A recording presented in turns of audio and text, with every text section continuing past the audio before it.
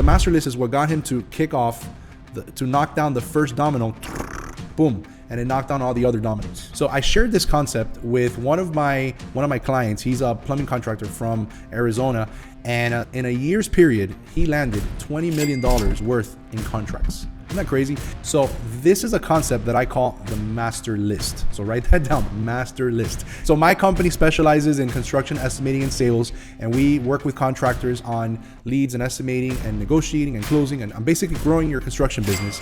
And I get to see every single day what the big dogs are doing, what those guys that are winning, that are selling $1 million jobs, what they're doing. I get to see what they're doing. And then I also get to see what the little guys that are struggling, what they're doing.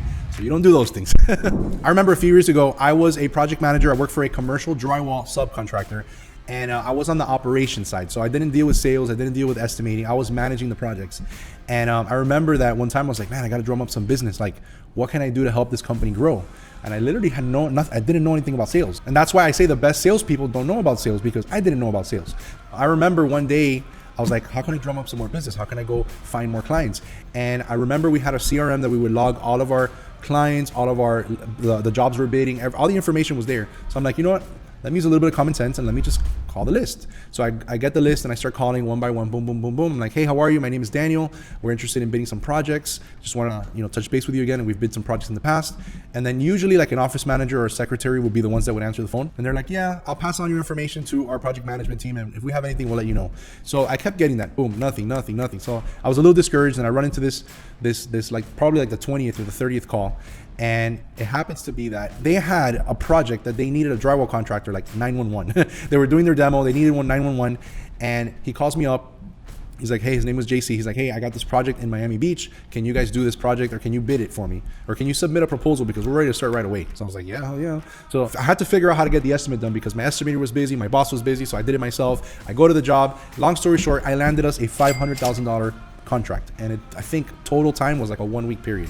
Crazy, right? Listen, at that time, I didn't know anything about sales or estimating. So if I could do that, you could do it. A lot of you guys now have more time in the game than I did at that point. So if I was able to land a $500,000 job, so could you. So I want you to think about that when it comes to sales, it's not just like one tactic or another one. It's a consistent thing of activity. So you got to do the master list. You got to go prospecting. You got to do all these things, right? So how do you do it? Super simple. So step one, grab your phone. Super simple. I mean, this is, this is super hard, actually. You need a PhD to do this.